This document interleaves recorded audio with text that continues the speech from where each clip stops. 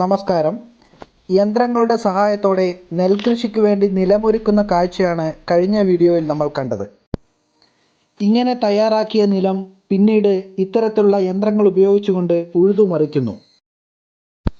ഇത് ജലസേചനം നടത്തുന്നതിന് വേണ്ടിയുള്ള മറ്റൊരു യന്ത്രമാണ്. ആ കാണുന്ന ചുവന്ന ടാങ്കിൽ നിറച്ച വെള്ളം ഈ രീതിയിൽ സ്പ്രേ ചെയ്ത് നമ്മൾ നിലം നനയ്ക്കുവാൻ വേണ്ടി ഉപയോഗിക്കുന്നു. ഇങ്ങനെ ഉഴുതുമറിച്ച നിലം പിന്നീട് അതിലുള്ള ചെറിയ കല്ലുകൾ പെറുക്കി കളയുകയും അതിനുശേഷം ജലസേചനം നടത്തി ഏകദേശം ഒരാഴ്ചയോളം ഇങ്ങനെ നിലനിർത്തി പോരുന്നു. ഇത്തരത്തിൽ കല്ലുകൾ പെറുക്കി കളയാൻ വേണ്ടി സ്കൂളിലെ കുട്ടികളുടെ സേവനം ഇവർ ഉപയോഗിക്കാറുണ്ട് സാധാരണയായി.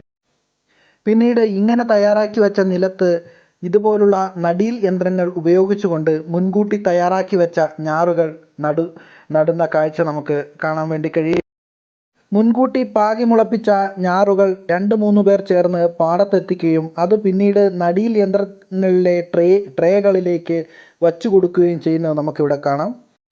ഇവിടെ ഏതൊരു ജോലി ചെയ്യുമ്പോഴും സേഫ്റ്റി ഉപകരണങ്ങൾ ഇവർ ഉപയോഗിച്ച് പോരുന്നതായിട്ട് നമുക്ക് കാണാൻ വേണ്ടി കഴിയും. ഉദാഹരണത്തിന് ഇവിടെ ഞാറ് നടാൻ വേണ്ടി വന്നിട്ടുള്ള ആളുകൾ സേഫ്റ്റി ബൂട്ടുകൾ, അതുപോലെ സ്യൂട്ടുകൾ തുടങ്ങിയവ ഉപയോഗിക്കുന്നത് നമുക്ക് ഈ വീഡിയോയിൽ നിന്ന് കാണാൻ വേണ്ടി കഴിയും. അത് കൃഷി എന്നല്ല, ഏതൊരു ജോലി ചെയ്യുമ്പോഴും അവർ അതിനു വേണ്ടുന്ന സേഫ്റ്റി ഉപകരണങ്ങൾ, അതായത് ആളുകളുടെ സേഫ്റ്റിക്ക് മുൻകരുതൽ കൊടുക്കുന്ന, കുറച്ചും കൂടെ മുൻഗണന കൊടുക്കുന്ന രീതിയിലാണ് ഇവിടുത്തെ ചില കമ്പനികളാണ് ഓരോ ജോലികളും ഏറ്റെടുത്ത് നടപ്പാക്കുന്നത്. അപ്പോൾ ആ കമ്പനികൾ അതിന് നല്ലൊരു പ്രാധാന്യം കൊടുക്കുന്നതായിട്ട് നമുക്ക് കാണാൻ വേണ്ടി കഴിയും. ഇത്തരത്തിലുള്ള നടീൽ യന്ത്രങ്ങൾ ഉപയോഗിച്ച് ഒരു കൃത്യമായ അകലത്തിൽ ഞാറു നടുന്ന കാഴ്ചയാണിത്. ഒരു 3 പേർ ഉണ്ടെങ്കിൽ ഇത്തരത്തിലുള്ള യന്ത്രങ്ങൾ ഉപയോഗിച്ചുകൊണ്ട് ഹെക്ടർ കണക്കിന് ഇടങ്ങളിൽ ഒരു ദിവസം കൊണ്ട് നമുക്ക് ഇങ്ങനെ ഞാറുകൾ നടാൻ വേണ്ടി കഴിയും എന്നതാണ് ഇതിൻ്റെ ഒരു എടുത്തു പറയേണ്ട ഒരു സവിശേഷത.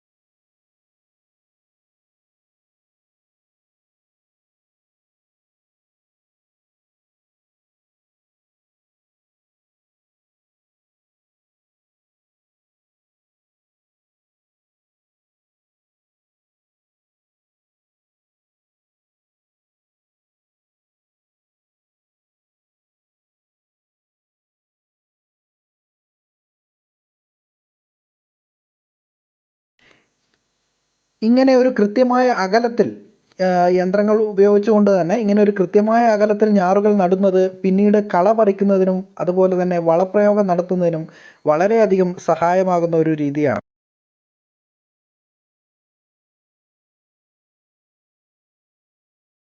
ഇവിടെ ജപ്പാനിൽ പൊതുവെ എല്ലായിടത്തും ഇങ്ങനെ യന്ത്രങ്ങൾ ഉപയോഗിച്ചുകൊണ്ടാണ് നെൽപ്പാടമായാലും മറ്റ് ഏത് കൃഷി രീതികളായാലും അവർ ചെയ്യാൻ വേണ്ടി നിലമൊരുക്കുകയും ഇങ്ങനെയുള്ള കാര്യങ്ങളൊക്കെ ചെയ്യുന്നത്.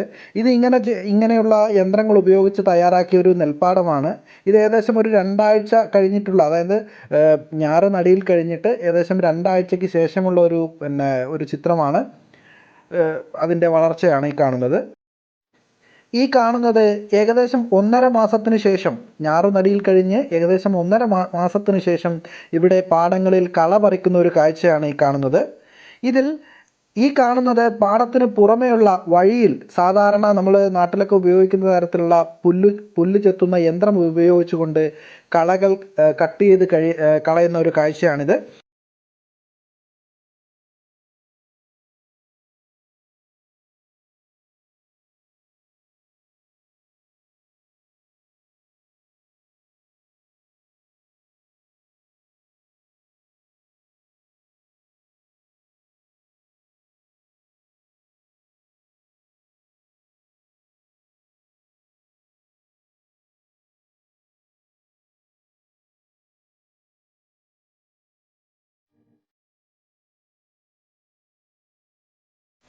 അതുപോലെ തന്നെ ഇവിടെ നെൽപ്പാടത്ത് ഞാറുകൾക്കിടയിലുള്ള കളകൾ പറിക്കുന്നതിന് പ്രത്യേക തരത്തിലുള്ള ഒരു ചെറിയ യന്ത്രത്തിൻ്റെ സഹായത്തോടു കൂടിയാണ് ഇവർ ഇങ്ങനെയുള്ള കാര്യങ്ങൾ ചെയ്യുന്നത്.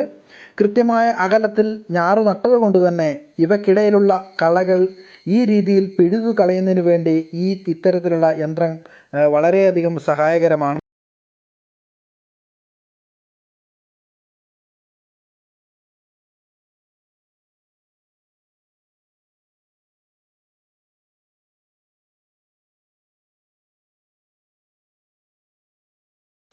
ഇത്രയുമൊക്കെയാണ് ഇവിടെയുള്ള ഈ യന്ത്രങ്ങൾ ഉപയോഗിച്ചുകൊണ്ട് ഞാറ് നടുന്നതും. ഇത് നമ്മുടെ ഈ ഞാറ് നടൽ യന്ത്രം നമ്മുടെ നാട്ടിലും അത്യാവശ്യം കാണാൻ വേണ്ടി കഴിയുന്നൊരു യന്ത്രമാണ്. എങ്കിൽ പോലും ഇവിടെ എല്ലായിടത്തും ഇത്തരത്തിലുള്ള യന്ത്രങ്ങൾ ഉപയോഗിച്ചുകൊണ്ടാണ് ഇവർ കൃഷി രീതികൾ ചെയ്യുന്നത്.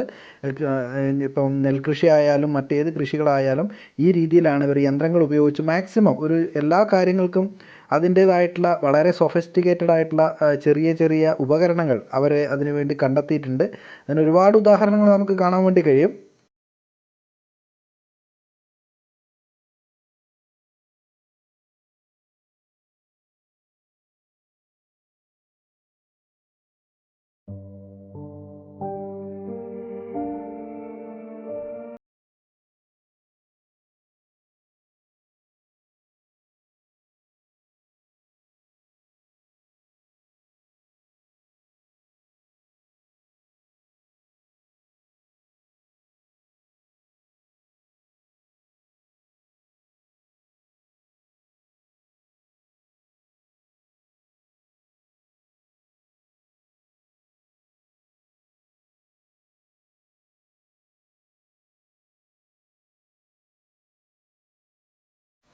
ഇനി ഇതിൻ്റെ തുടർച്ചയെന്നോണം വളപ്രയോഗം, അതുപോലെ തന്നെ കീടനാശിനി പ്രയോഗം, ഏറ്റവും ഒടുവിലത്തെ കൊയ്ത്ത് തുടങ്ങിയവയെല്ലാം ഈ പറഞ്ഞ കാര്യങ്ങളെല്ലാം തന്നെ ഇവർ ഓരോ തരം യന്ത്രങ്ങളുടെ സഹായത്തോടു കൂടിയാണ് ചെയ്യുന്നത്.